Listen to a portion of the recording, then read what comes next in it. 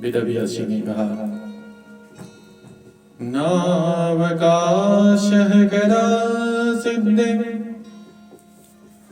मात्रं तथा विकार सर्वथा आगमनं कार्यं क्षणोऽत्रैव दुर्लभम्। क्षण मात्र के लिए भगवान श्री हरि की कथा को श्रवण करना जीव के उद्धार का एक मार्ग बनता है।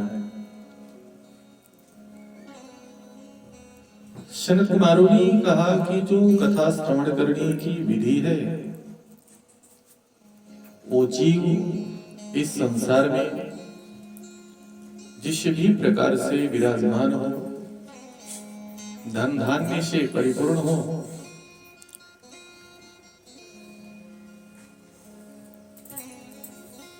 किसी भी प्रकार से नियम तो है कि अन्न का त्याग करे। जिताशनो जितसाशो, सर्वप्रथम एक आसन पे बैठ करके और इस साप्ताहिक कथा को श्रवण करना चाहिए।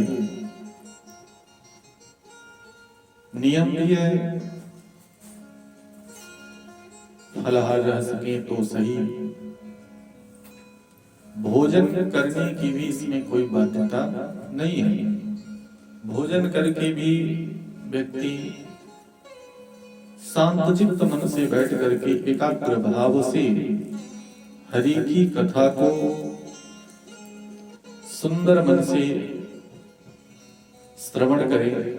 विशेष व्यवस्था बताई गई कि आप कथा को कैसे श्रवण करोगे, जिसमें स्वयं वेदव्यासी ने कहा, विष्णु दीक्षा विहीनाय नाधिकारः कथाश्रवे, नाधिकारः कथाश्रवे। अगर व्यक्ति भगवान श्री हरि का मंत्र न लिया हो, वैष्णव दीक्षा न प्राप्त किया हो, और जो वैष्णवी दीक्षा न प्राप्त की हो, उसे कथा सुनने का अधिकार थोड़ा कम है। फिर भी एक सजागृत करी हूं कि कथा श्रवण करें, तो कथा अवश्य ही श्रवण कर सकते हैं। विशेष व्यवस्था बताई गई कथा श्रवण करने के लिए एकाग्रचित्त, जिसमें सर्वप्रथम आप आसन को जीतो, श्वास को जीतो। श्वास को जीतने का अर्थ कि आप सांस सांस में भगवान श्री हरि का स्मरण करते रहे, और जित संगो अर्थात जो आप संगत कर रहे हो, जिसके संग में है, 7 दिन तक आप समस्त भक्तजन इस कथा को नित्य दिन प्रतिदिन कथा को अविरल भाव से श्रवण करेंगे, जिसे श्रवण करने का पुनः से यह प्रक्रिया बताई गई कि नित्य प्रतिदिन व्यक्ति श्रवण करता है। जिस तरह से स्वयं भगवान श्री हरि ने इस कथा को श्रवण करने हेतु जिस तरह से भूत भावन भोलेनाथ ने आदि शक्ति को प्रेरित किया, काकभूषुंडी ने स्वयं समस्त पक्षियों को प्रेरित किया, नारद जी ने समस्त जीव को कल्याण हेतु इस कथा को बनाया।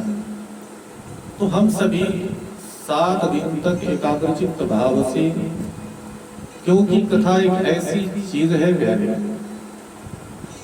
जिसमें जिस तरह से हम सभी को निराकार सगुण साकार ईश्वर प्राप्त किया जाता है, तो हम सभी जैसे ही मन में कानों में यह आवाज जाती है कि भगवान श्री कृष्ण, तो श्री कृष्ण जी की जो कोई भी आप छवि कभी देखे हो, सुने हो, किसी मंदिर का दर्शन करे हो, तो अवश्य ही भगवान श्री कृष्ण की छवि आ जाती है। कथा का पंडाल, कथा की व्यवस्था और कथा श्रवण करने की विधि में स्वयं साक्षात नारायण अगर हृदय में प्रवेश करते हैं, तो यह कथा करने का, कथा श्रवण करने का आनंद समस्त जीवों को मिलता है, जिसमें जीव किसी भी न किसी प्रकार से सद्गति को प्राप्त करता है। धनार्थी लभते धनम, मोक्षार्थी लभते, अर्थात जीव जिस गति को प्राप्त करना चाहता है, पुत्रार्थी लभते पुत्रम, जिसको पुत्र की कामना हो, विद्या की कामना हो, धन की कामना हो, मोक्ष की कामना हो, यह कथा अवश्य ही वह सद्गति प्रदान कराती है। और इस कथा को 7 दिन तक व्यक्ति को निस्वार्थ भाव से संगति के अनुसार कि 7 दिन तक हमारी जो संगति बनेगी, वो हम भगवान श्री कृष्ण की कथाओं में ही संगत रखेंगे। भोजन आदि जो भी आप सभी को करेंगे, शुद्ध शाकाहार भोजन रहेगा, जिसमें किसी भी प्रकार से तामसिक वस्तुएं नहीं रहेंगी, क्योंकि तामसिक वस्तुएं आती हैं तो विचार भी व्यर्थ हो जाते हैं। तो हम सबको चाहिए कि 7 दिन तक इस कथा को निरंतर भाव से ऐसे ही श्रवण करते रहेंगे। बोलिए श्री कृष्ण चंद्र भगवान की।